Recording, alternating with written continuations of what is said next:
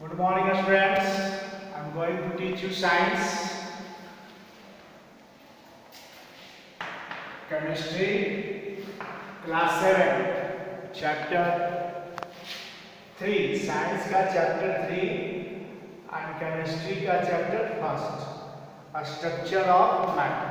पिछले दिनों से हम ये चैप्टर आप लोगों को पढ़ा रहे हैं और लास्ट डे हमने सिंबल के बारे में बताया था कि सिंबल क्या होता है और एलिमेंट्स और सिंबल हमने याद करने के लिए भी होमवर्क में दिया था। आशा है आप लोग याद कर लिए होंगे और यदि नहीं किए हैं तो याद कर लें क्योंकि ये बहुत जरूरी है। इसके बिना साइंस पढ़ने की कल्पना भी आप नहीं कर सकते। और आज हम लोग फार्मूला के बारे में जानेंगे। What is formula? Representation of a substance by using symbols of constituent element is known as formula of that substance. किसी भी सबस्टेंस का फार्मूला उस सबस्टेंस को बनाने वाले एलिमेंट्स के सिंबल्स का यूज करके रिप्रेजेंट किया जाता है, जिसको हम फार्मूला कहते हैं। जैसे H2O, ये H2O आप लोग समझ गए कि क्या किस चीज को रिप्रेजेंट कर रहा है? ये वाटर को रिप्रेजेंट कर रहा है, इसीलिए इसको वाटर का फार्मूला कहेंगे। और वाटर किन चीजों से बना है? हाइड्रोजन से बना है और ऑक्सीजन से बना है। तो हाइड्रोजन और ऑक्सीजन के सिंबल का यूज करके हम लोग वाटर को इस तरह से रिप्रेजेंट करते हैं, इसीलिए इसको हम वाटर का फार्मूला कहते हैं। किसी फार्मूला से हम लोग को बहुत सारे इंफॉर्मेशन मिलते हैं। कहने के लिए तो सिर्फ ये एक फार्मूला है, लेकिन इससे बहुत सारी चीजों की जानकारी हमको मिलती है। कौन कौन सी वो जानकारियां मिलती है? जैसे देखिए, पहला, which elements have formed the substance। और इस सबस्टेंस को, ये वाटर का फार्मूला है, तो वाटर को कौन कौन सा एलिमेंट बनाया है ये सूचना इससे मिलती है ना। जैसे हाइड्रोजन लोग समझ गए देख कर ही कि हाइड्रोजन और ऑक्सीजन से ये मिल करके बना है। दूसरा, how many atoms are there in one molecule. ये जो फार्मूला है, कोई भी सबस्टेंस का फार्मूला, वो उस सबस्टेंस के एक मॉलिक्यूल को रिप्रेजेंट करता है। सिंबल में हमने बताया था कि कोई भी सिंबल किसी एलिमेंट के एक एटम को रिप्रेजेंट करता है। ये सिंबल और फार्मूला में डिफरेंस है। सिंबल एक एटम को रिप्रेजेंट करता है, फार्मूला एक मॉलिक्यूल को रिप्रेजेंट करता है। और साथ ही ये पता चलता है कि इसके एक मॉलिक्यूल में कितने एटम्स हैं। कितने एटम्स हैं बताइए वाटर के मॉलिक्यूल में? तो 2 एटम हाइड्रोजन का, 1 एटम ऑक्सीजन का। टोटल कितना? 2 और 1 3, है ना। 3 एटम है इस मॉलिक्यूल में, वाटर के वन मॉलिक्यूल में। तीसरी बात पता चलता है number of atoms of each element. Her element का कितना कितना एटम है। टोटल एलिमेंट में पता चलता है 2 1 3, टोटल एटम में पता चलता है 2 1 3 एटम। और साथ ही साथ अलग अलग एलिमेंट, हाइड्रोजन का कितना एटम, ऑक्सीजन का कितना एटम, ये भी पता चलता है। हाइड्रोजन का 2 एटम, ऑक्सीजन का 1 एटम। चौथी बात है रिप्रेजेंटेशन ऑफ वन मॉलिक्यूल। एक मॉलिक्यूल को रिप्रेजेंट करता है, ये सबसे बड़ी बात है फार्मूला की। लास्ट है molecular mass of the substance.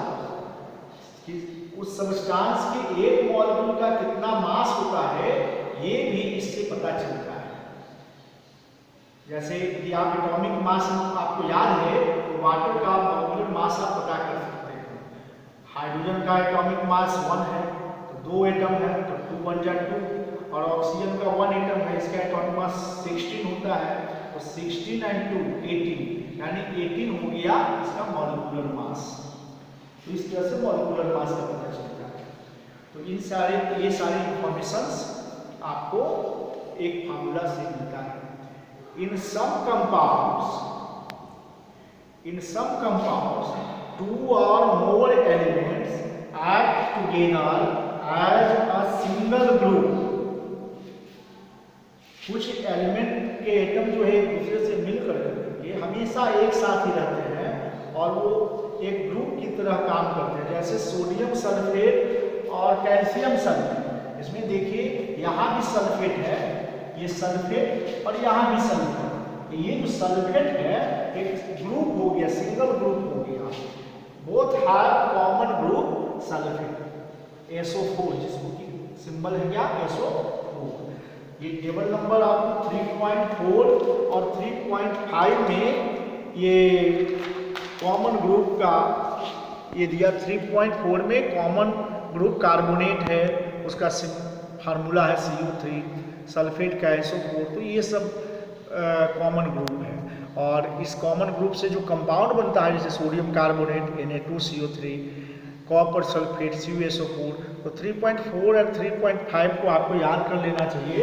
और साथ ही फार्मूला का एक सिंपल एक टेबल है दिया हुआ 3.3 में कुछ फार्मूला और कुछ कंपाउंड और उसके फार्मूला दिए हुए हैं, तो ये सब याद होना चाहिए आपको। अब एटॉमिसिटी, एटॉमिसिटी क्या है? तो यहाँ पर हमने बताया how many atoms are there in one molecule, एक मॉलिक्यूल में कितने एटम्स हैं, और इसी चीज को आप देख रहे एटॉमिसिटी करते हैं। एटॉमिसिटी का डिफिनीशन यही है, number of atoms in a molecule, एक मॉलिक्यूल में कितना एटम होता है, इसी को एटॉमिसिटी करते हैं। जैसे ऑक्सीजन, ये O2 क्या है? इज फार्मूला ऑफ ऑक्सीजन, ये ऑक्सीजन का फार्मूला है, which represent one molecule of oxygen. ये एक मॉलिक्यूल ऑक्सीजन को रिप्रेजेंट कर रहा है, और इसमें कितने एटम हैं ये भी पता चल रहा है। ये ऑक्सीजन का इसमें 2 एटम है, O2 molecule has 2 atoms of oxygen, 2 atom है, इसीलिए इसका एटॉमिसिटी ऑफ ऑक्सीजन 2 कहलाएगा, और इसीलिए इसको डाई एटॉमिक कहेंगे। यदि मॉलिक्यूल में एक ही एटम है तो मोनो एटॉमिक कहेंगे, 3 एटम है तो ट्राई एटॉमिक कहेंगे।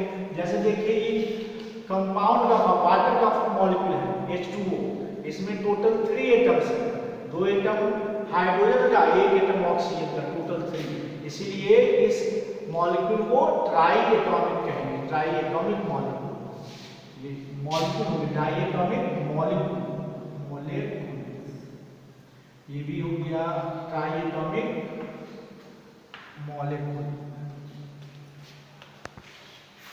अब हम लोग जाने वैलेंसी, वैलेंसी के क्या होता है? फार्मूला लिखने के लिए आगे हमको बताना है राइटिंग का फार्मूला। तो फार्मूला लिखने के लिए हमको 2 चीज की जानकारी जरूरी है, एक सिंबल का और एक वैलेंसी का। तो ये वैलेंसी क्या होता है? तो combining capacity of an atom of an element is called valency of that element. उस एलिमेंट का वैलेंसी कहलाता है। एलिमेंट के एटम का कंबाइनिंग कैपेसिटी को ही उसका वैलेंसी कहते हैं।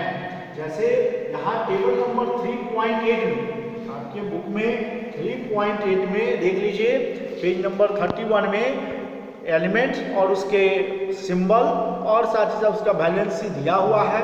तो इसको भी आप लोग को याद कर लेना है, क्योंकि ये वैलेंसी आपको फार्मूला लिखने में हेल्प करेगा, है ना। कुछ एलिमेंट का देख लीजिए 2 वैलेंसी है, किसी का 2 वैलेंसी होता है, इसको वेरिएबल वैलेंसी कहते हैं। अब हम देखें कि किस तरह से राइटिंग का फार्मूला ऑफ अ कंपाउंड, किस प्रकार से कंपाउंड का फार्मूला हम लोग लिखते हैं। तो सबसे पहले तो हमको ये जानना चाहिए कि उसमें कौन कौन से कंस्टिट्यूएंट एलिमेंट्स हैं, किन एलिमेंट से बना, उसका नाम हमको पता होना चाहिए, है ना। जैसे मान लिया जाए कि वाटर का आपको फार्मूला लिखना है, तो इस ये वाटर किन एलिमेंट से बना है ये हमको पता होना चाहिए। तो कौन कौन सा एलिमेंट से बना है आपको पता है, हाइड्रोजन एंड ऑक्सीजन, हाइड्रोजन से और ऑक्सीजन से बना है। तो अब आइए कौन कौन से स्टेप हमको लेना होगा। पहला स्टेप देखिए क्या है, write the symbol of elements, जिन एलिमेंट से बना है उसका आप सिंबल लिख दें। देख लीजिए पहला स्टेप यही है, हाइड्रोजन का सिंबल H, ऑक्सीजन का सिंबल O, हमने ये लिख लिया। दूसरा स्टेप है write their valencies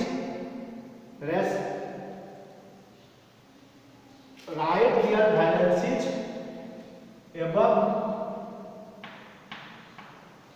respective symbols. Symbol के ऊपर उसका वैलेंसी लिख दीजिए। जैसे हाइड्रोजन की वैलेंसी 1 है, यहाँ देख लीजिए हाइड्रोजन की वैलेंसी, आपको ये हाइड्रोजन सिंबल H है और वैलेंसी 1 है, तो इसके ऊपर 1 लिख दीजिए। ऑक्सीजन का, ऑक्सीजन यहाँ देख लीजिए ये ऑक्सीजन है लिखा हुआ, सिंबल हो गया, इसका वैलेंसी 2 है ना, 2, तो इसके ऊपर हम 2 लिख देते हैं। अब देखिए थर्ड स्टेप क्या करना है, interchange the valencies and right below the symbol. इस थर्ड स्टेप में क्या करना है कि इस वैलेंसी को इंटरचेंज कर देना है, इस 1 को इधर O के नीचे, O की तरफ कर देना है, O के नीचे, और इस 2 को जो है और हाइड्रोजन के नीचे लिख देना है। देखिए हमने ये जो 2 है हाइड्रोजन के नीचे लिख दिए और ये 1 ऑक्सीजन के नीचे ये लिख दिए हैं, लेकिन लिखा नहीं जाता, 1 नहीं लिखे तो 1 समझा जाता है, ठीक है। तो इस तरह से ये H2O हमको मिला, यही जो है वाटर का फार्मूला हुआ। तो इस तरह से आप और भी दूसरे कंपाउंड्स का फार्मूला लिख सकते हैं, बशर्ते उसका कंस्टिट्यूएंट एलिमेंट्स आपको पता हो और उन सारे एलिमेंट का सिंबल और उसका वैलेंसी आपको पता हो। तो अब आप लोग होमवर्क कुछ नोट करेंगे। पहला है right and remember table number 3.3, 3.5 and 3.8। ये 3 टेबल हम दे रहे हैं, इसको आप लोग लिखेंगे भी और याद भी करेंगे, ये बहुत जरूरी है। और साथ ही साथ what informations you get from H2O। H2O ये जो लिखा हुआ है, क्या लिखा हुआ है, ये फार्मूला है वाटर का। तो वाटर के इस फार्मूला से आपको कौन कौन सा इंफॉर्मेशन मिलता है, इसको आपको लिखना है। जैसा कि हमने यहाँ पे शुरू में ये सब बताए, ये सारे पॉइंट्स बताए हैं, तो इन सब के आधार पे ही उसका आपको जवाब देना है। It's okay, thank you.